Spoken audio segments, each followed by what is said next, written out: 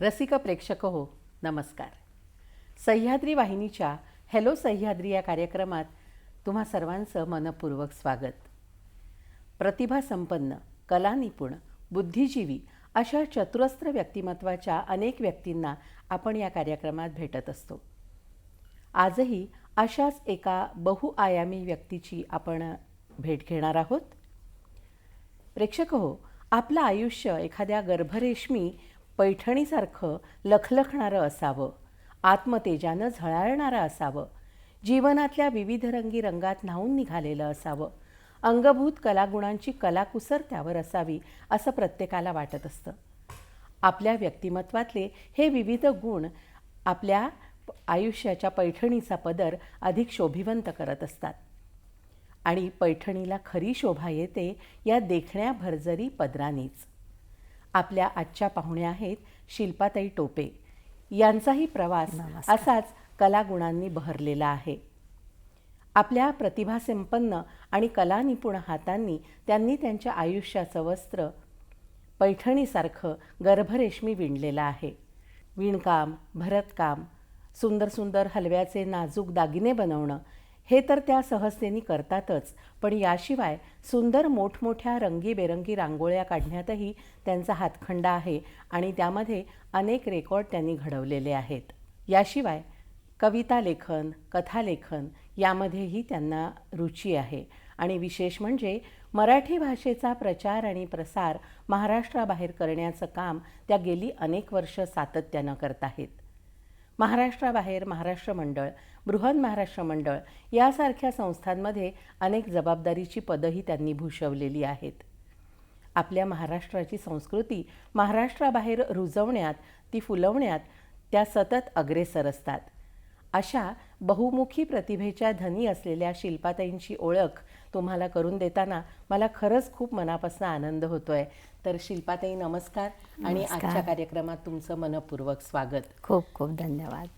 आता तुमचा हा सगळा कलासंपन्न प्रवास बघताना सहजच मनात येतं की ही सगळी जी तुमच्या आयुष्याची इतकी कलात्मक जडणघडण झालेली आहे त्याची बीजं कुठेतरी बालवयातच रुजली गेलेली असणार. तर खरंच तुम्हाला त्या वयात असं बाळकडू मिळालं होतं का?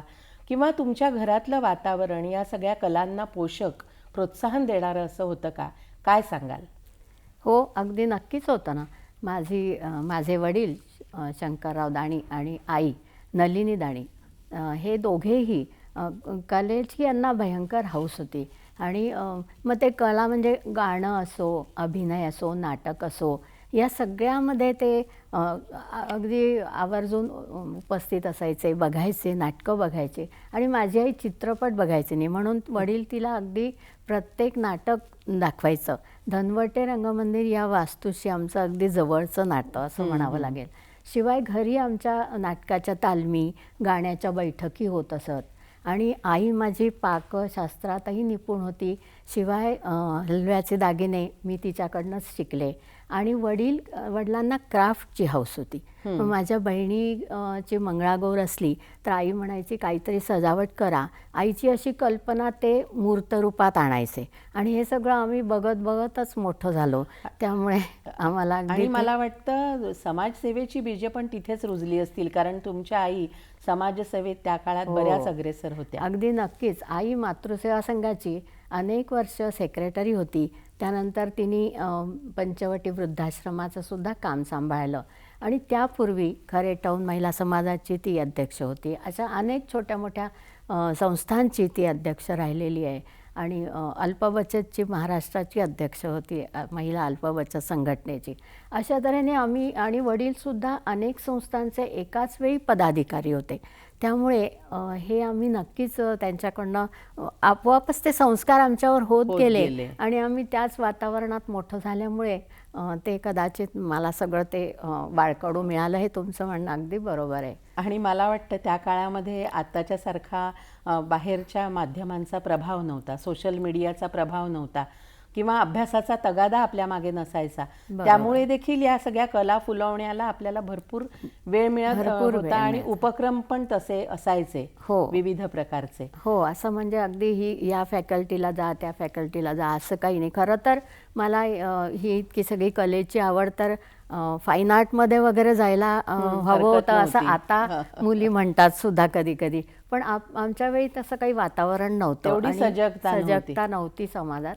आम्हाला सुद्धा काही असं माहिती पण नव्हती. तर मग साधारण BSc BA BCom अशा फॅकल्टीज प्रमुख असायच्या. तर मग ज्यांना कलेत आवड आहे ते कला क्षेत्रात जायचे. हां. मग मला भरतकाम विणकामात होती आवड, पाकशास्त्रात होती. म्हणून मग मी एक विषय माझा होम सायन्स पण घेतला आणि भाषा पण आवडायची म्हणून मी संस्कृत लिटरेचर घेतलं आणि कंपल्सरी संस्कृतही होतं. पण मराठीचं वाचन खूप करायचो आम्ही, त्यामुळे मग मराठी पण तेवढ्या त्या बरोबरीतच आत्मसात केलं. तुम्ही रांगोळ्या फार सुंदर काढता, म्हणजे त्याच्यामध्ये तुमचा हातखंडाच आहे. सुंदर सुंदर देखावे असोत किंवा ठिपक्यांच्या रांगोळ्या असोत किंवा संस्कार भारतीची रांगोळी असो, तुमचा अतिशय सफाईदारपणाने हात या सगळ्या प्रकारांमध्ये चालतो आणि तो तुम्ही रांगोळीत काढलेला देखावा अगदी जिवंतपणे आमच्यासमोर साकार होतो. तर याची मोठमोठ्या रांगोळ्यांची सुरुवात कशी झाली? हो, रांगोळीचं खरं ते आत्ता तुम्ही म्हटलं त्याप्रमाणे ते पण संस्कार लहानपणापासूनच झाले. घरी म्हणजे आईला अगदी सडा रांगोळी झालीच पाहिजे आणि आईचं एक वाक्य असायचं, नाहीतर सासरी जाऊन तुझं कसं होईल. तर माझी बहीण जेव्हा अमेरिकेत गेली ती म्हणायची, माझ्या कानात अजूनही आईचे वाक्य ते आठवतात की सासरी गेल्यावर कसं होईल. पण आता इथे काही सडा रांगोळी नाही, पण आम्हाला ते संस्कार झालेलेच. तर ती रांगोळी काढतच असायची. मग झालं असं की आम्ही दिल्लीला एका अधिवेशनाला गेलो आणि त्या ठिकाणी मी बघितलं की एक गृहस्थ खूप मोठ्या मोठ्या रांगोळ्या काढतायत आणि म्हणजे जो मेन गेट होतं त्याचा एंट्रन्स, तर तिथे पण त्यांनी काढली आणि मग चौकात ते काढतायत. तर आणि ती एक वेगळा प्रकार होता तो, म्हणजे आधी रंग घालायचा आणि वरून रांगोळी काढायची. हे तर मी पहिल्यांदाच बघितलं होतं. तर मी खूप आकर्षित झाली आणि मी माझ्या मैत्रिणींना म्हटलं, चला गं ते दादा एकटे काढतायत, चला आपण त्यांना मदत करू. म्हणून आम्ही गेलो आणि म्हटलं, दादा तुम्हाला काही मदत हवी आहे का, तुम्ही एकटे काढताय? तर ते किंचित हसले. तर म्हणाले ठीक आहे, काढा तुम्ही, हा गुलाल आहेत हे टाका असे. तेव्हा पहिल्यांदा बघितलं की एवढ्या रंगारंगाचे गुलाल पण असतात म्हणून. आपल्याला होळीत फार तर 1-2 रंग जास्त दिसायचे, पण तिथे पाहिलं तर निळा, गुलाबी, पिवळा असे कितीतरी रंगाचे, हिरवा गुलाल त्यांच्यासोबत. आणि ते म्हणले टाका तुम्ही. पण काही नाही, आम्हाला काही ते असे खूप छान टाकता आले नाही. मग कळलं की ते का हसले थोडंसं. आणि मग ते म्हणले, बघा मी असं जे हाताने असं काढतोय तसं तुम्ही काढून, पण तुम्हाला एका पाहण्यात येणार नाही. तुम्ही घरी जायचं आणि ही चिन्ह काढायची आणि पहिल्या दिवशीची चिन्ह आणि 1 महिन्यानंतरच्या चिन्हात तुम्हाला फरक कळून येईल. पहिल्याही दिवशीचा फोटो काढून ठेवायचा आणि 1 महिन्यानंतरही पुन्हा फोटो काढायचा, म्हणजे मग तुम्हालाच कळेल की कसं आपल्याला ते येत गेलं म्हणून. आणि ही रांगोळी होती जी आज तुम्ही जी संस्कार भारतीची रांगोळी बघताय तीच ही रांगोळी, त्याच्याचबद्दल मी सांगते. आणि ह्याचे जनक आहेत ते रामदासजी चौंडे, म्हणजे माझे गुरु आहेत संस्कार भारती रांगोळीचे, ते रामदासजी चौंडे. असा माझा या रांगोळीचा प्रवास तिथून सुरू झाला. आणि मग खरंच मी घरी आले. घरी म्हणजे मी तेव्हा छत्तीसगडात दुर्गला होते. तर मी तिथे ही रांगोळी पहिल्यांदा काढली माझ्या घरापासूनच आणि मग नेहमी काढत राहिले. मग एकदा नागपूरला पेपरमध्ये आईने वाचलं की या रांगोळीचं शिबिर आहे. ती मला म्हटली, तू हे काहीतरी एक वेगळ्या प्रकारची रांगोळी काढतेस ना, बघ हे तर त्याचं शिबिर आहे असं आलं आहे पेपरमध्ये, तर तू जा तिथे आणि परत एकदा नीटपैकी शिकून घे. आणि मग मी ते शिबिर अटेंड केलं. तर तेव्हा मग अहिल्या मंदिरात होतं ते, चंदूभैया म्हणाले की तुम्ही शिकवणाऱ्यांमध्ये या, शिकणाऱ्यांमध्ये नाही, इतकं चांगलं काढताय तुम्ही. आणि 15 दिवसांनी आमचं दुर्गलाच शिबिर आहे, तेव्हा तुम्ही नक्की शिकवणाऱ्यांमध्ये याच म्हणून. अशा तऱ्हेने माझा हा जो प्रवास सुरू झाला. तर त्यामध्ये नंतर तेव्हापासून मी शिबिरं घेणं पण सुरू केलं. हळूहळू त्या रांगोळीत अर्थातच निखार यायला लागला. जितकी तुम्ही प्रॅक्टिस कराल, प्रॅक्टिस मेक्स मॅन परफेक्ट, त्याप्रमाणे माझ्याही रांगोळीत खूप निखार यायला लागला. आणि मग मी पण शिबिरं घेणं सुरू केलं, कारण संस्कार भारतीचं हेच उद्देश होतं की घराघरात रांगोळी पोचवा.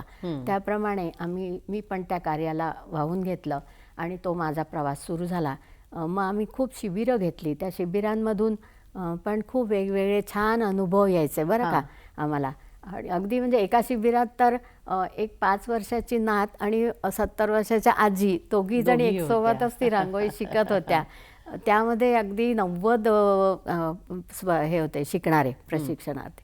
असे कुठे 50 असायचे, कुठे मोठे जास्त असायचे, कुठे कमी असायचे, पण आम्हाला खूप आनंद यायचा त्याच्यामध्ये. खरंच. आणि अशा तऱ्हेने फक्त शिबिरं म्हटले तर माझे 1268 लोकांना शिकवून झालं. बाकी दुसऱ्याचा रेकॉर्ड नाही, पण एवढं मला माहीत आहे. त्या सगळ्या शिबिरांमध्ये एक मला मुद्दाम सांगावंसं वाटतं. एक शिबिर असं होतं की बघा 2-4 मुलं किंवा 2 जर महिला एकत्र आल्या तर किती हल्ला होतो. हो. पण मी एका शिबिरात गेली असताना तिथे अगदी पिन ड्रॉप सायलेन्स 200 लोक होते. पण म्हणजे खरंच तो एक खूप विलक्षण अनुभव मला आला. पण कसं असतं ना की आपल्यात काही कमी असली तर देव लगेच आपल्या त्या व्यक्तीला दुसरं कुठेतरी खूप सुंदर असं त्याच्यामध्ये एक गुण असा जास्तीचा देतो असं मला वाटतं. कारण ते ना मूक बधीर शाळेत मी गेलेली होती शिकवायला आणि त्यांच्यात ती जी कमी होती पण त्यांच्यामध्ये दुसरा जो कलेचा गुण होता तो अगदी वाखाणण्याजोगा होता.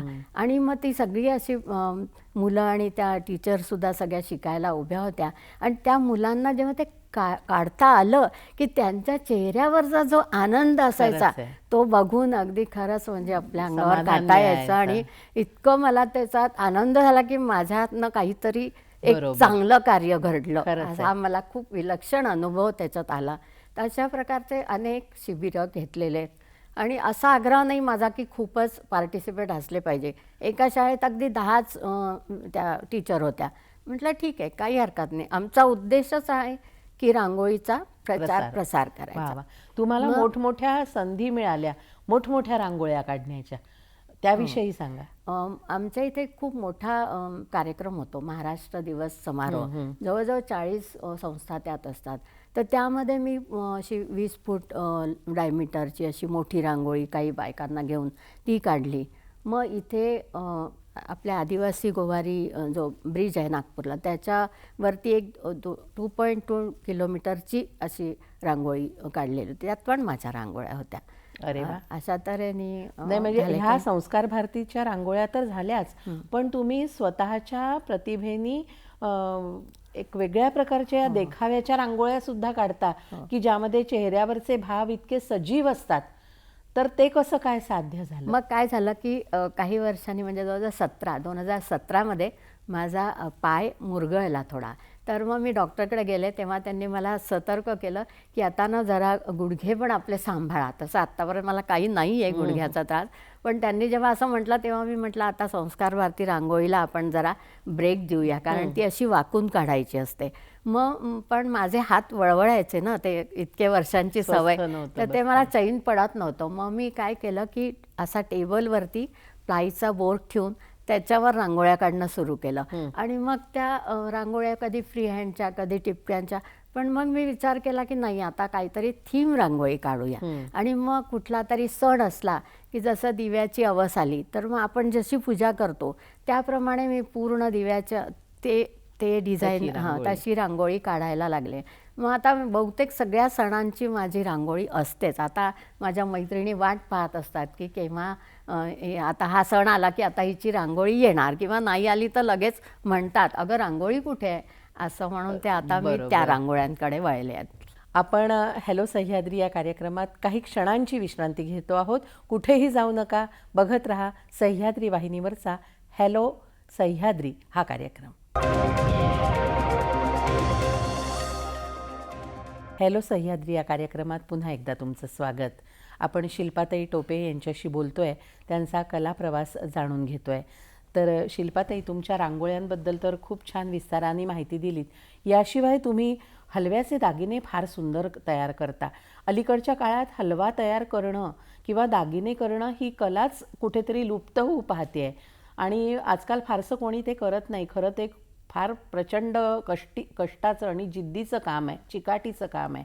तर त्याविषयी सांगा की हलव्याचे दागिने, आणि तेही इतके नाजूक सुंदर सुबक असे तुम्ही घडवत गेलात, तर त्याची सुरुवात कशी झाली? त्याची सुरुवात पण जसं सुरुवातीला आपण म्हटलं की आईवडिलांकडूनच ते बाळकडू मिळालेलं, तसं आई माझी खूप सुंदर दागिने करायची आणि ती सगळ्या आपल्या नातेवाईकांसाठीच म्हणजे भाच्यांसाठी, सुनांसाठी, मुलींसाठी सगळ्यांसाठी केलेले. त्यावेळेला ती म्हणजे असं झालं की मी सगळ्यात लहान पत्ते आहे, त्यामुळे तिला दिसेना असं झालं, कमी दिसायचं. तर मग ती मला सरवून दे गं, जीक कापून दे गं, असं मला ती हाताची घेऊन आणि करायची. तर मला खूप सवय झाली त्याची. आणि मग ते मी मला जेव्हा मुलींना साठी करायचं होतं, तर मग नक्कीच मग मी ते सुरू केलं आपलं. मी पण माझ्या मुलींसाठी, नातवांसाठी आणि सुनेसाठी असे केले. तर त्याच्यामध्ये पण मला खूप आवड आहे आणि गोडी आहे. मग मला जुळ्या मुली आहेत बरं का अंजलीताई. तर म्हणजे मला 4 मुली आहेत आणि त्याचा मला फार अभिमान आहे की दोघी मोठ्या आहेत आणि त्याच्यानंतर मला 2 जुळ्या मुली आहेत. तर त्या जुळ्या मुलींसाठी जेव्हा हलव्याचे दागिने केले, तर अर्थातच ते डबल सेट झाला आणि मग तो एवढं मोठं असं ते आमचं डायनिंग टेबल पूर्ण भरून आणि दोघींच्या सेटचे वेगवेगळे डिझाईन होते. त्याच्यामुळे त्यात इतकी विविधता आली होती आणि इतकं सुंदर ते दिसत होतं की मग भिलाई महाराष्ट्र मंडळामध्ये दरवर्षी फूड फेस्टिवल होतं. तर मी जेव्हा दुर्गला ते हळदी कुंकू ठेवलं होतं, तर मग त्यांनी तिथल्या लोकांनी म्हटलं की तुम्हाला आम्ही एक स्टॉल देतो आणि तिथे तुम्ही हे आपली संस्कृती म्हणून हे दाखवा. रोज 3 दिवस रोज माझं तिथे प्रदर्शनासारखं तो एक मला छान संधी त्यांच्यामुळे मिळाली भिलाई महाराष्ट्र मंडळामध्ये. अरे वा, खरंच हलव्याचे दागिने हा एक लुप्त होत चाललेला मराठमोळा कला प्रकार आहे आणि तो तुमच्या रूपातून तुम्ही अजूनही जिवंत ठेवलाय आणि अजूनही तुम्ही ते घडवताय दागिने, हे खरंच खूप कौतुकास्पद आहे. याशिवाय तुम्ही अनेक कलाकुसरीच्या वस्तू बनवता, देखावे बनवता. म्हणजे गोकुळाष्टमी आली की तुमचा सुंदरसा कृष्ण जन्माचा देखावा तयार असतो. अतिशय नाविन्यपूर्ण आणि कलापूर्ण असं ते असतं.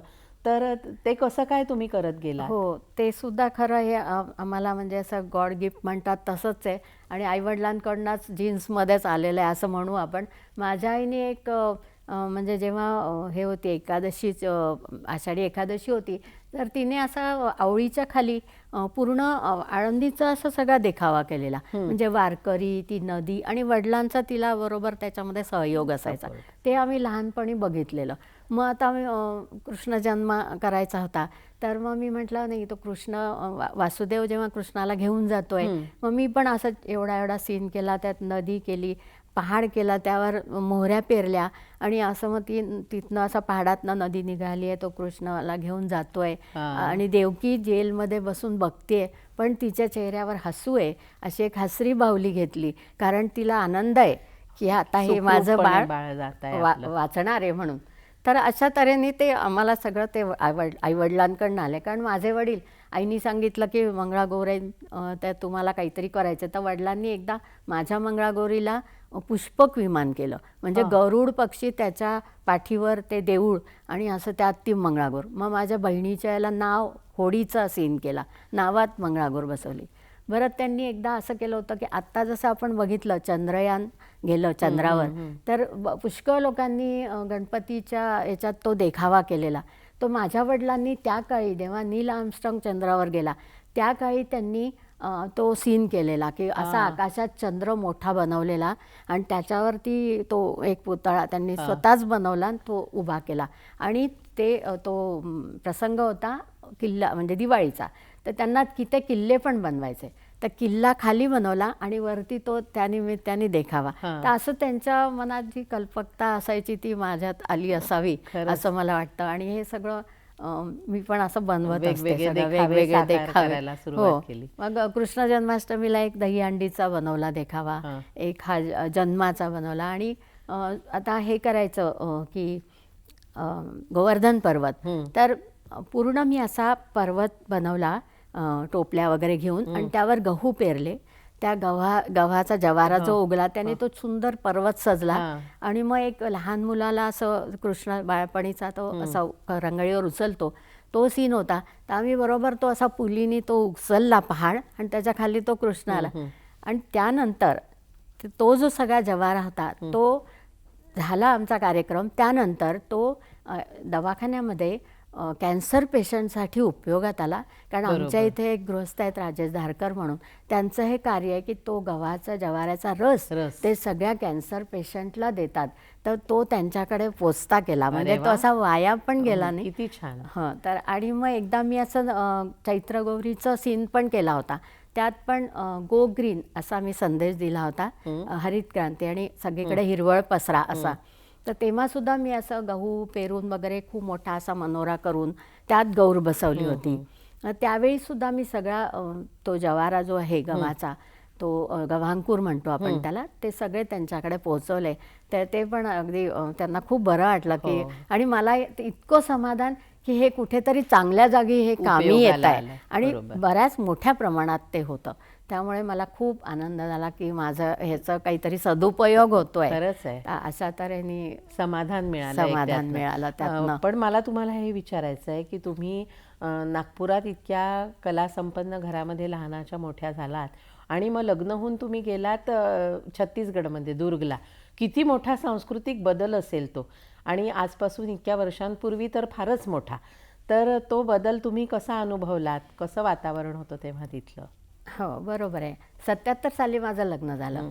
थोडासा बदल तर होता आणि सुरुवातीला थोडं कठीणही गेलं, कारण भाषा वेगळी, तिथली लोकल लँग्वेज म्हणजे छत्तीसगडी लँग्वेज आहे. आणि म्हणजे आमचं एक घर असं होतं की माझ्या सासूबाई ह्या मावशी केळकरांच्या पहिल्या बॅचच्या समितीच्या पहिल्या बॅचच्या सेविका. म्हणजे नागपुरात मावशींनी सुरुवात केली जेव्हा, तर ह्या पहिल्या बॅचच्या सेविका. तर ह्यांना सगळं म्हणजे नागपूरचं वातावरण हेच. आणि यांनी सांगितलं की नाही, घरामध्ये मराठीच बोलायचं. म्हणून आमच्या घरात मराठी बोललं जायचं. पण मी बघायची की सगळ्या आमच्या नातेवाईकांकडे किंवा सगळ्या घरांमध्ये घरातसुद्धा हिंदीच बोलतात, मराठी लोकंसुद्धा हिंदी. तर हा एक खूप मोठा फरक जाणवला की सगळे हिंदी वातावरण आहे. पण मग माझ्या सासूबाईंनी मला अगदी 15 दिवसातच वनिता समाजाचं मेंबर केलं. तिथे जाण्यामुळे खूप छान वाटायचं आणि आपल्या बायका आपल्या लोकांमध्ये असल्यासारखं वाटायचं. त्याच्याने आणि मग महाराष्ट्र मंडळात आमच्या इथे पूर्ण फॅमिलीचीच मेंबरशिप असते, त्यामुळे महाराष्ट्र मंडळातही खूप आवडायचं मला त्या जायला. पुढच्या प्रश्नाकडे यायचंच आहे की दुर्ग इथे असताना, म्हणजे छत्तीसगडमध्ये राहूनही महाराष्ट्र मंडळाच्या माध्यमातून तुम्ही अनेक उपक्रम असे राबवलेत की ज्यातून आपली मराठी कला संस्कृती टिकून राहिली, जिवंत राहिली. तर त्याबद्दल पण आम्हाला जाणून घ्यायचं आहे. हो, मराठी भाषा आणि मराठी संस्कृती ह्याच्यासाठी खरं म्हणजे मला तिथे भरपूर काम करायला मिळालं. आणि झालं असं की माझं फेब्रुवारी 77मध्ये लग्न झालं आणि पहिला कार्यक्रम महाराष्ट्र मंडळात झाला तो रामनवमीचा. तेव्हा मी काही कारणाने नागपूरला आले होते. आणि नंतर पहिलाच माझ्या सोबतचा कार्यक्रम म्हणजे गणपतीचा.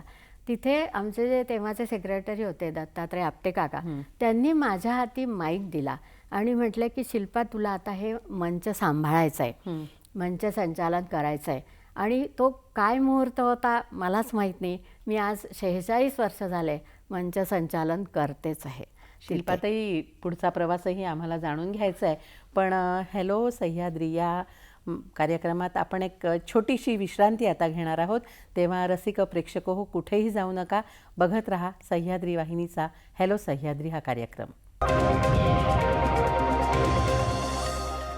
हॅलो सह्याद्री या कार्यक्रमात तुम्हा सर्वांचं पुन्हा एकदा स्वागत. मराठमोळी कला संस्कृती या विषयावर आजच्या पाहुण्या शिल्पाताई टोपे यांच्याशी संवाद आपण साधतो आहोत.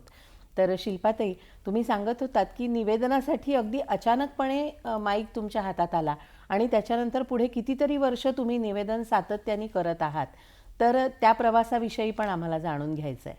हो, दत्तात्रय आपटे काकांनी माझ्या हाती माईक दिला आणि म्हणाले, तुला आता संचालन करायचं आहे. तो काय विशेष मुहूर्त होता माहीत नाही, पण मी आज 46 वर्ष झाले सातत्याने मंच संचालन करतेच आहे.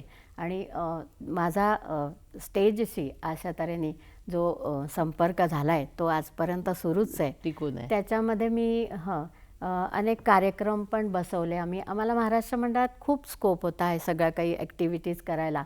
आणि मग मुलांचे कार्यक्रम बसवायचे, मोठ्यांचे बसवायचे. वनिता समाजात पण मी 27 कलाकारांना घेऊन कृष्णगाथा कार्यक्रम बसवला. आणि महाराष्ट्र मंडळातही काही ना काहीतरी सांस्कृतिक कार्यक्रम बसवायचे. परत वनिता समाजात मी एकांकिका बसवल्या, त्यात भूमिका केल्या. एक म्हणजे पुरुष पात्राची सुद्धा भूमिका केली. आणि आमच्या इथे महाराष्ट्र दिवस असा सगळ्या संस्था एकत्र येऊन 40 संस्था एकत्र येऊन खूप मोठा कार्यक्रम करतात. तो अगदी भारतामध्ये आगळा वेगळा असा कार्यक्रम आहे. त्या कार्यक्रमामध्ये मी 9 संस्था आणि 110 कलाकारांना घेऊन एक खूप मोठा सर्व मंगल मांगल्य असं त्याचं हेडिंग होतं. आणि या शीर्षकात एक खूप सुंदर गोष्ट, एक गोष्ट पण इतक्या संस्थांना एकत्र घेऊन असा एक अगदी आगळा वेगळा कार्यक्रम केला. तो पण एक खूप मोठा कार्यक्रम खूप माझ्या छान हातनं अनुभव झाला. होता तो. अनुभवही खूप होता. त्याच्यात लोकांना पण खूप अनुभव आले. मला त्याच्यानंतर 3-4 महिन्यांनी एका जणांनी सांगितलं, म्हणजे अरुण देशमुख म्हणून होते, ते म्हणले, वहिनी आम्हाला पण इतकं वेगळं काही काही ह्याच्यातनं शिकायला मिळालं, करायला मिळालं. म्हणे अशी अडचण आली की अगदी त्याच दिवशी आमचा जो छत्र धरून उभा राहणार होता शिवाजी महाराजांवर, म्हणजे राज्याभिषेकाचा सोहळा मी त्या संस्थेला दिला होता. आणि त्याच्यात म्हणजे छत्र तर अगदी आवश्यक आहे, तर छत्र धरणाऱ्यालाच ताप आला. आणि मग आता काय करायचं, तर त्यांच्या समाजाच्या ज्या वर्धा जोशी होत्या त्या म्हणल्या, तुम्ही शिल्पाला सांगायचं नाही, काही करा, तुम्ही कुठलीही सोय करा. मग ते म्हणले, मी समोरच्या घरी जे बांधकाम सुरू होतं तिथल्या मी त्या मजुराला आणलं आणि त्याला डबल रोजी दिली, त्याला अंघोळ करायला लावली, त्याला सलूनमध्ये नेऊन कटिंग करवली, सगळं केलं. आणि मग त्याला ते कपडे किरायचे आणलेले, त्याचा ड्रेस घालून आणि त्याला उभं केलं. म्हणे असे म्हणजे हिंदीमध्ये म्हणतात ना, पापड बेलने पडे, तसं ते म्हणले, वहिनी हमको तो बहुत पापड बेलने पडे. पण एक खूप सुंदर कार्यक्रम साकार झाला. खूप सुंदर कार्यक्रम, ती खूप मोठी उपलब्धी असते ती. आणि म्हणजे त्या कार्यक्रमाचं असं आहे की ते नारद आणि अप्सरा हे आमची सूत्रधार होती. ह्या सगळा पूर्ण मी लिहिलेली ही गोष्ट आहे. तर ते आम्ही आधी स्वर्गलोक दाखवला आणि मग पृथ्वीलोक. तर स्वर्गलोकामध्ये त्या नृत्याभ्यास करत असतात, गणराज रंगी रंगतो, हे इथनं आम्ही सुरुवात केली. आणि मग त्या नारद येतात आणि म्हणतात की तुझं या नृत्याभ्यासात लक्ष नाही आहे, का नाही आहे. तर ती म्हणते, तुम्ही नेहमी पृथ्वीवर जाता आणि आम्हाला तिथल्या गमती जमती सांगता, तर मला आता पृथ्वीवर जायचं आहे. पण ते म्हणतात, तू जाऊ शकणार नाही, कारण मानवाला देवानी सुखासोबत दुःख दिलं आहे आणि तुम्हाला काही दुःख पाहायची सवय नाही, तुम्ही ते सहन करू शकणार नाही. तर तरी ती खूप हट्ट करते. म्हणून ते म्हणतात, मग ती म्हणते, मग मानव कसं आपलं जीवन व्यतीत करतो, दुःखातच कसं राहणार. तर म्हणे नाही, ते मग देवाची भक्ती करतात, मग त्यांच्या पाप पुण्यानुसार त्यांना ते कमी जास्त प्रमाणात मिळतं दुःख, आणि मग ते अध्यात्माचा आधार घेतात आणि आपलं दुःख त्यातनं मार्ग काढतात. आणि जेव्हा अराजकता माजते तेव्हा विष्णूंनी 10 अवतार घेतलेले आहेत, ते अवतार आम्ही दाखवले असे स्टेजवर. आणि मग त्याच्यानंतर ते पृथ्वीवर येतात. मग तो सीन जातो आणि पृथ्वीलोक येतो. मग पृथ्वीलोक कसा आहे, तर झुळझुळ झुळझुळ झरे वाहती, ते गाणं जे आहे मुलांचं, तो डान्स आम्ही बसवला होता. त्यातनं पूर्ण पृथ्वीचं वर्णन आलं, नाच रे मोरा आंब्याच्या वनात, अशा टाईपचं. मग ते झालं. मग तिथे एक भारतवर्ष आहे, तिथे महाराष्ट्र आहे, असं आम्ही ते महाराष्ट्राची संस्कृती दाखवण्याकडे आलो. आणि त्या अप्सरांना जसं काही नारद मुनी ते सगळं दाखवतात. आणि शेवटी मग त्यांना सांगितलं होतं ना, तिथे दुःख पण आहेत, तर हे सगळे आपलं कल्चर, आपले सगळे सणवार सगळे दाखवल्यानंतर मग शेतकरी आत्महत्या आणि भ्रूणहत्या हा विषय मी घेतला. ती जेव्हा प्रॅक्टिस करायची तेव्हा म्हणायची, काकू मला नाही रडायला येणार तिथे स्टेजवर. पण जेव्हा हे प्रत्यक्ष स्टेजवर झालं, माझ्या मुलींनीच, अरुंधतीने ते भ्रूणहत्येचं केलं होतं आणि एक अभय वडनेरकर आहे, त्यांनी शेतकरी आत्महत्येचा सीन केला. ती अक्षरशः रडायला लागली. ती म्हणली, आलं मला रडू, इतकं ते सजीव आणि इतका सुंदर कार्यक्रम की मग आम्ही त्याचा शेवट असा केला, अंजलीताई, की दिंडीनी शेवट केला. म्हणजे मग मानव कसा त्यातनं दुःखातनं आपल्याला मार्ग काही तिला जाणून घ्यायचं होतं ना, किंवा ते अध्यात्माकडे जातात आणि देवाचे शरण जातात. मग देव त्यांना पण तेवढं दुःख सहन करायची शक्ती देतो, हे सगळं तिला दाखवायचं होतं. मग आम्ही ते दिंडीनी तो कार्यक्रमाचा शेवट केला. पण या कार्यक्रमाच्या माध्यमातून संपूर्ण मराठमोळी कला संस्कृती तुम्ही तिथे प्रेक्षकांसमोर उभी केली. खूप मोठं योगदान आहे तुमचं. याशिवाय मला हे विचारायचं आहे की बृहन महाराष्ट्र मंडळासाठी जवळपास गेली 30 वर्ष तुम्ही मराठी भाषेच्या परीक्षा घेताय आणि त्यातून नकळतच आपल्या मराठी भाषेचा प्रचार आणि प्रसार होतोय. अनेक मराठी भाषा न येणारे लोक पण त्या परीक्षा देतात. तर त्याची सुरुवात कशी झाली? हां, त्याची सुरुवात म्हणजे आणि आम्हाला हे परत मी एकदा म्हणेन, की हे बाळकडू आम्हाला आई-वडिलांकडूनच मिळालेलं, बरोबर. की तुम्ही संस्था आपली म्हटली, की तिच्यासाठी कार्य करायचं. पदावर असो की किंवा नसो. नसो. तर मी जेव्हा 91 साली मी आजीवन सभासद झाले बृहन महाराष्ट्र मंडळाचे आणि लगेच 93 मध्ये या परीक्षा सुरू झाल्या. तेव्हा मी काही पदावर वगैरे नव्हते. पण मला कळलं, की ह्या अशा प्रांतामध्ये घेतल्या जातात त्या परीक्षा. मग मी त्यांच्याशी सरळ कॉन्टॅक्ट करून, की मी दुर्गला सुरू करते आणि तिथे सुनीता ते काळे होत्या तेव्हा. त्यांना खूप आनंद झाला. त्या म्हणल्या, की नाही हो जरूर कर तू आणि त्यांनी मला तिथलं केंद्रप्रमुखच केलं आणि आजपर्यंत मी ते केंद्रप्रमुखाचं काम करते आणि आजही आता परीक्षा कमी झाल्या. आता निबंध स्पर्धा मात्र दरवर्षी मी घेतेच पण तिथे. परीक्षेचं स्वरूप काय असायचं? परीक्षेचं स्वरूप तेव्हा असं होतं, की महाराष्ट्र गव्हर्नमेंटचे जे पुस्तकं आहेत मराठीचे, ते तिथे आम्हाला दिले जायचे आणि मी मुलांना शिकवायची ते, लहान मुलांना शिकवायची. मग त्यांच्याकडनं करवून घ्यायचं असं तयारी आणि कधी-कधी मी एकेका वर्षी उन्हाळ्यात करून घेतली तयारी. कारण मग त्यांच्या नेमक्या शाळेच्या परीक्षा असायच्या या परीक्षांसोबत. या 2 ऑक्टोबरच्या निमित्ताने परीक्षा असायच्या. तर गांधी जयंतीच्या निमित्ताने बृहन महाराष्ट्र मंडळाच्या आणि तेव्हा नेमकी शाळेची असायची. मग मी त्यांना म्हणायची उन्हाळ्यातच येऊन शिकून घ्या. आज ती मुलं मोठी झाली, त्यांची मुलं आता परीक्षा द्यायच्या वयाची झाली, तर ते आठवतात ते आजही ती मुलं. बरोबर. पण ही सगळी अमराठी मुलं असायची का? नाही अमराठी नाही, म्हणजे मराठी पण तिथे राहिलेली, त्यामुळे मराठीशी कमी संबंध आले. कारण तिथे शालेय अभ्यासक्रमात मराठी हा विषय नसणार. नाही, त्यामुळे तिथे त्या नाही. मुलांना तिथे मराठी हिंदीच भाषा हिंदी. हां. घरात हिंदी, बाहेर हिंदी, सगळीकडे हिंदी. म्हणून मग आमच्यासारखी जी काही घरं होती मग ती हळूहळू मराठी त्यांच्या घरात बोललं जाऊ लागलं आणि ह्याचं आमच्या द्रुक भिलाईला जे मराठीचं वातावरण किंवा आज जी मराठी भाषा बोलली जाते याचं श्रेय मी आमच्या महाराष्ट्र दिवस समारोहाला देईन. कारण तिथे आम्ही सतत दरवर्षी मराठी संस्कृतीचं मग गाणी मराठी, मग नाटकं मराठी असं करत गेलो. शिवाय जे या आपल्या वाहिन्या आहेत, मराठी वाहिन्यांचं खूप मोठं योगदान आहे. त्यांना मला धन्यवाद द्यावेसे वाटतात, की घराघरात टी व्हीवरती मराठी जेव्हा दिसू लागली, बोलू लागली, ऐकू येऊ लागली, तेव्हा मग ती घरामध्ये रुजली आणि आमच्या इथे मग मराठीचा छान प्रचार प्रसार झाला. पण सुरुवातीला आम्हाला खूप त्रास घ्यावा लागला, कष्ट झाले ते करताना. पण त्या कष्टाला फळं चांगली फळ आली. चांगली आली आणि आज मी आता मध्य प्रदेश मराठी अकादमीच्या पण परीक्षा घेते आहे तिथे. तर पुढेही तुमचा प्रवास आम्ही जाणून घेणार आहोत. हॅलो सह्याद्री या कार्यक्रमात पुन्हा आपण काही क्षणांची विश्रांती घेऊया. कुठेही जाऊ नका, बघत राहा आमचा हा कार्यक्रम मराठमोळी कला संस्कृती. या विषयावर शिल्पाताई टोपे आपल्याशी संवाद साधतायत. रसिक प्रेक्षक हो, पुन्हा एकदा आजच्या या कार्यक्रमात तुमचं स्वागत. मराठमोळी कला संस्कृती या विषयावर हॅलो सह्याद्री या कार्यक्रमात शिल्पाताई टोपे यांच्याशी संवाद आपण साधतो आहोत. शिल्पाताई, छत्तीसगडमध्ये बऱ्याचशा गोष्टींना प्रारंभ तुम्ही केलात, म्हणजे आपली मराठमोळी कला संस्कृती रुजवण्याच्या बाबतीत. तर त्याविषयी पण आम्हाला जाणून घ्यायचं आहे. शिवाय काही रेकॉर्ड आहेत तुमच्या नावावर, ते पण सांगा. हो, असं आहे की मला नेहमी असं वाटायचं की नागपूरला आपण जे चांगलं बघतो ते आपण तिकडे पण करावं. मग इथे मी बघायचे की रमेश सातपुते हे किल्ले स्पर्धा घ्यायचे आणि मला असं वाटायचं की नाही आपण तिकडे पण लोकांना असं सांगावं की किल्ले स्पर्धा घ्या वगैरे. आणि मग ही संधी मला मिळाली जेव्हा 2003 मध्ये महाराष्ट्र दिवस समारोहाचे अध्यक्ष माझे पती शिरीष टोपे हे अध्यक्ष झाले. तेव्हा मग आमच्या इथे असा पद्धत होती की एप्रिल महिन्यात आम्ही काही स्पर्धा घ्यायचो आणि मग 1 मेच्या निमित्ताने तो महाराष्ट्र दिवस आम्ही साजरा करायचो. तर त्या स्पर्धांमध्ये आता दरवर्षी व्यंजन स्पर्धा, रांगोळी स्पर्धा, ह्या गायन स्पर्धा, नृत्य स्पर्धा हे सगळ्या झाल्या. आता काहीतरी वेगळं करावं असं त्यावर्षी मला वाटलं. मग मी किल्ले स्पर्धा ठेवली. तर पहिल्यांदा किल्ले स्पर्धा मी ठेवली हे माझ्या नावावर तिथे झालं की.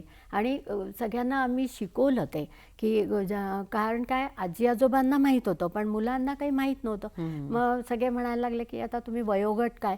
मी म्हटलं वयोगट नाही, वयोगट असाच आहे की जो आजी आजोबांपासून नातवांपर्यंत. कारण आजी आजोबा शिकवतील तेव्हाच ना नातवांना कळेल. म्हणून मग घरोघरी ते असे म्हणजे बऱ्याच जवळजवळ 25-26 किल्ले आमच्या इथे बांधल्या गेले आणि ते घरात बांधले. आणि इथे जसं होतं नागपूरला तसंच आम्ही पण गेलो. आम्ही परीक्षक सगळे तिथे गेलो आणि मग परीक्षण झालं. पण त्याकरता मी त्यांना फोटो दाखवले आणि आपल्या किल्ल्यांची ओळख मार्गदर्शन करून केलं. दिली. माझ्या घरी माझ्या मुलीनी पण कधी बघितला नव्हता किल्ला. तिने फोटो बघूनच सुंदर अरुंधतीने किल्ला बनवला आणि तो मॉडेल म्हणून ठेवला. तो स्पर्धेतही नाही बरं का, म्हणजे तिला बिचारीला स्पर्धेतही भाग घेता आला नाही. पण ठीक आहे, काहीतरी करायचं चांगलं म्हणून मग आम्ही ते मॉडेल बनवून ठेवलं. आणि त्या लोकांना इतका आनंद की आजूबाजूचे सगळे मराठी अमराठी सगळे लोक तर पाहिला की हे काय बनलं आहे. तर त्याच्यात त्यांना पण खूप आनंद मिळाला. आणि अशा तऱ्हेने ती किल्ले स्पर्धा मी त्याच्यानंतर काही किल्ले स्पर्धा बरीच वर्ष कोणी घेतली नाही. तसंच आत्ता जी आपण बघितलं बाई पण भारीमुळे मंगळागौर खेळ स्पर्धा सगळीकडे होते. तर 2003 मी किल्ले स्पर्धा घेतली आणि 2004च्या महाराष्ट्र दिवस समारोहानिमित्त मी मंगळागौर खेळ स्पर्धा घेतली. म्हणजे इतक्यापूर्वी.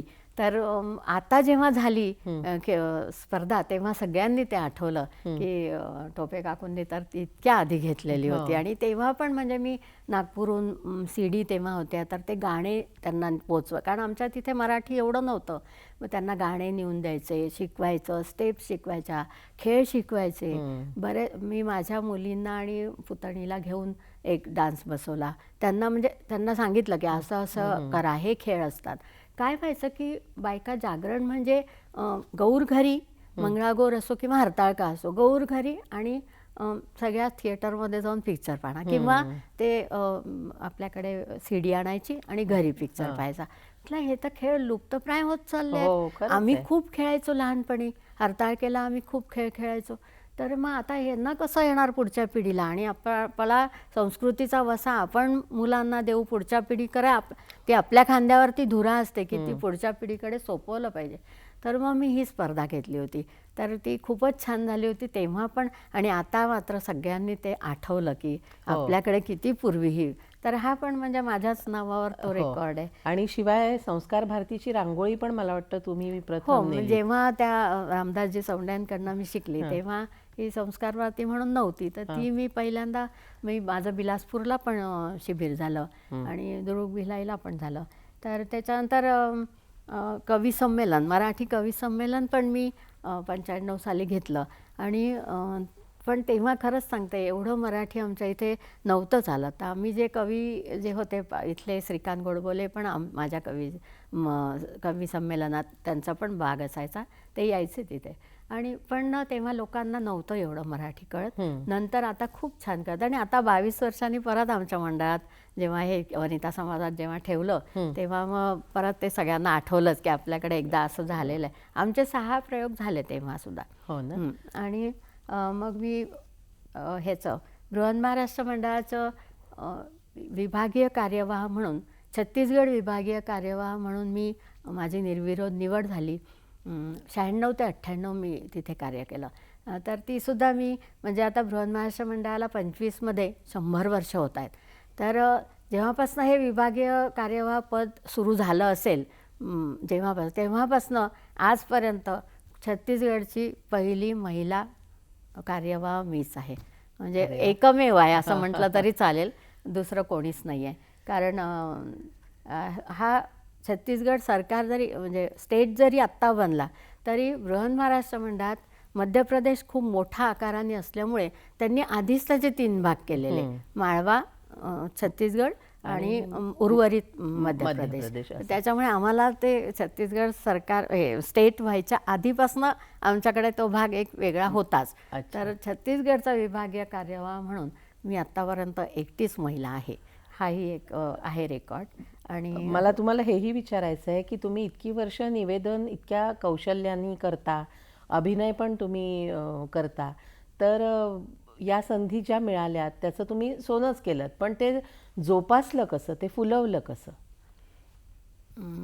मला संधी मिळत गेल्या. तसं दुर्गला मी करतेच आहे वनिता समाजात. आणि इथे महाराष्ट्र दिवसाचं पण सुरुवात पहिलंच वर्ष होतं तेव्हा मी माझ्या सुस्वागतमनीच ते कार्यक्रम सुरू झाला.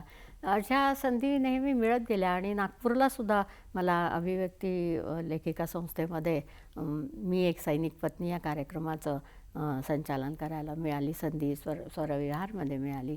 अशा संधी मला मिळत गेल्या. हे पण मला म्हणजे देवाचे, गजानन महाराजांची काहीतरी कृपाच म्हणावी वाटते. खरंच आहे. गेली अनेक वर्ष तुम्ही दुर्ग आणि नागपूर असं जाणं येणं केलं, पण तुमचं घर एक नागपूरला सुद्धा आहेच, वास्तव्य नागपूरला पण असायचंच, कारण तुमच्या मुली इथे शिकल्या तुम्ही म्हणालात. तर ते जाणं येणं, ती धावपळ तुम्ही कसं मॅनेज केलं? कारण मुलींचं पूर्ण शिक्षण इथे झालं, तुमचा सतत एक पाय दुर्गला आणि एक पाय नागपूरला असं वास्तव्य राहिलं. तर ते दिवस कसे होते? खूप स्ट्रगल असेल त्या काळामध्ये. हो, ते तर होतंच. कारण मला असं वाटतं प्रत्येकाच्याच जीवनात एक काहीतरी असा पिरियड असतो की जो संघर्षाचा काळ आपण ज्याला म्हणतो, आणि आपल्या कुटुंबासाठी ते आपण अगदी सहजपणे ते स्वीकारतो आणि करत राहतो. तर झालं, मला पण थोडासा त्रास झाला, पण काहीतरी चांगलं मिळवण्यासाठी आपल्याला ते सोसायचं आहे हे आम्ही एक्सेप्ट केलं होतं. माझ्यापेक्षा माझे पती शिरीष टोपे यांना जरा थोडा अजून त्रास झाला, कारण मग ते तिथे एकटे राहायचे. पण तसं आमच्या शेजारीच आमचं म्हणजे माझे सासू सासरे दीर जाऊ सगळे होते, त्यामुळे त्यांना तेवढं पण एकटेपण नव्हतं. सगळे सोबत होते, फक्त घरं म्हणजे दुसरे होते, पण येणं जाणं सगळं भेटणं बोलणं असं होतं. पण माझ्यापेक्षा त्यांना त्रास जास्त झाला, कारण एकटा राहण्याचा. तर ठीक आहे, आता आम्ही तेवढं एक्सेप्ट केलं. पण मुलींनी मात्र इथेच शिकायचं, हां, मुलींना इथे शिकायचं होतं. काही कारणाने माझ्या मोठ्या मुलीला महाराष्ट्रातली डिग्री हवी होती, आणि मग मग आम्ही म्हणजे आमचं घरच केलं. कारण मग सगळे 4 मुली मला मग हॉस्टेलमध्ये ठेवण्यापेक्षा आम्ही घर करून मग आम्हालाही यायला ते सोपं झालं राहायला, आणि असं तऱ्हेने त्यांना घरचं वातावरण पण मिळालं. हॉस्टेलचं पेक्षा घरचं बरं असतं. तर असं म्हणून मग आम्ही इथे पण एक घर आमचं आहेच, आणि होतो आम्हाला त्रास झाला, पण आम्ही तो सहर्ष स्वीकार केला. बरोबर. पण आता मला इथे एक विचारावंसं वाटतं तुम्हाला, की तुम्हाला 4 मुली आहेत, ह्याचा तुम्ही अतिशय अभिमानाने उल्लेख केलात. आता त्या काळामध्ये अनेक घरांमध्ये मुलगा हवा हा आग्रह असायचा, पण तुम्ही मात्र 4ही मुलींचा मुलांप्रमाणे सांभाळ केलात. तर त्या विषयाकडे आपण येऊया, पण एक छोटीशी विश्रांती आपण प्रेक्षक हो घेणार आहोत. बघत रहा आमचा मराठमोळी कला संस्कृती हा कार्यक्रम हॅलो सह्याद्री अंतर्गत. कुठेही जाऊ नका, आम्ही लगेच परत येतोय.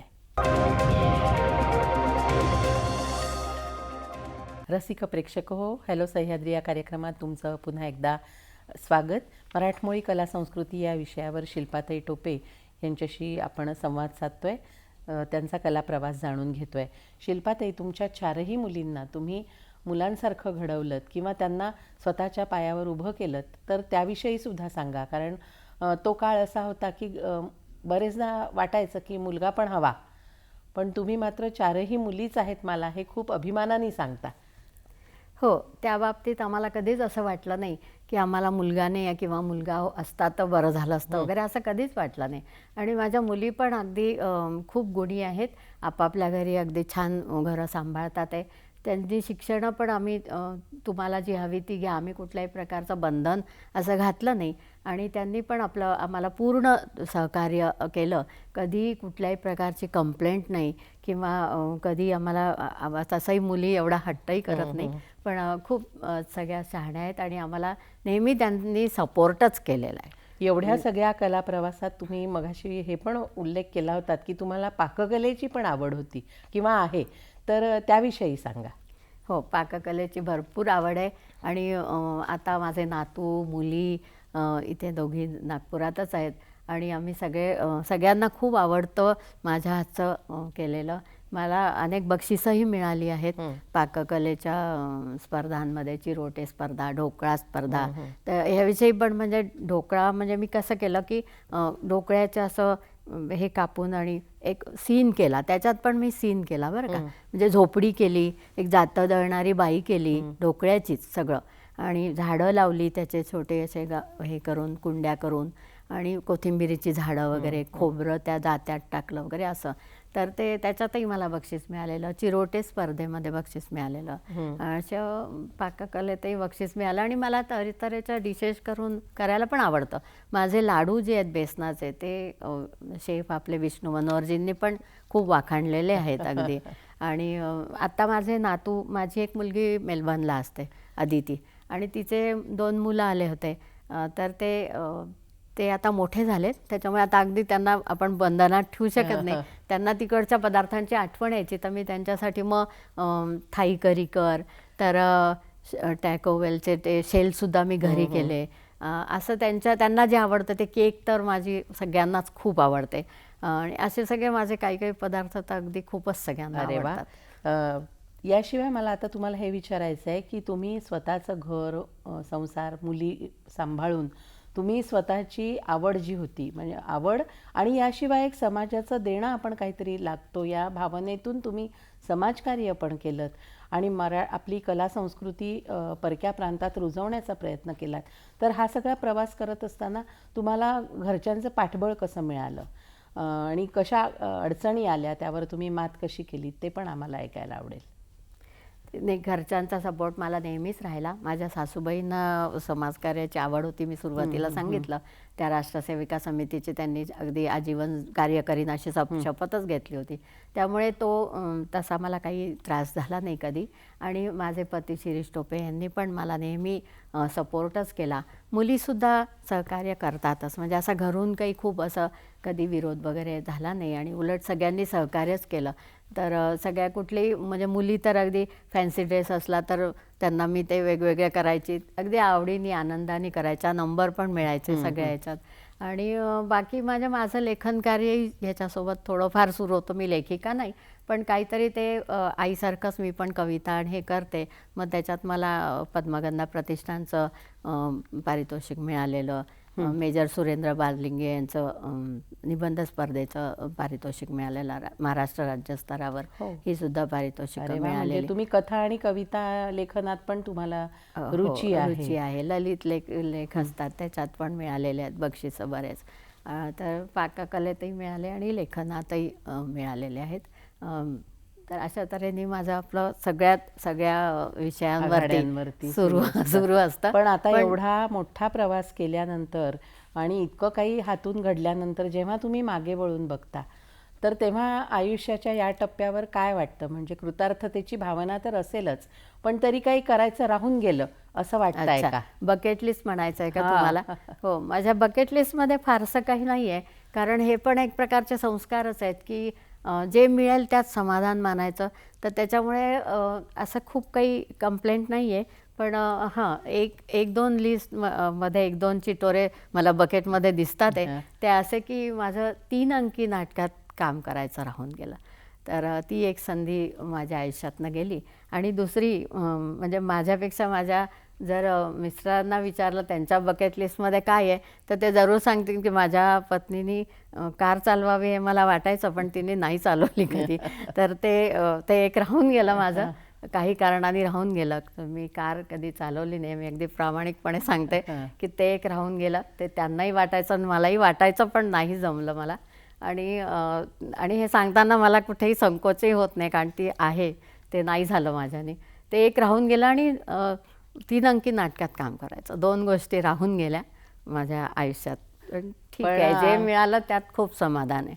खरंच. पण अजूनही तुम्ही 3 अंकी नाटकात काम करायची तुमची जी बकेट लिस्ट आहे, तर त्यावर विचार नक्कीच करू शकता. आणि आता कार्यक्रमाचा समारोप करताना या शुभेच्छा मी तुम्हाला नक्कीच देईन की तुमची जी राहिलेली इच्छा आहे ती पण पूर्ण होत.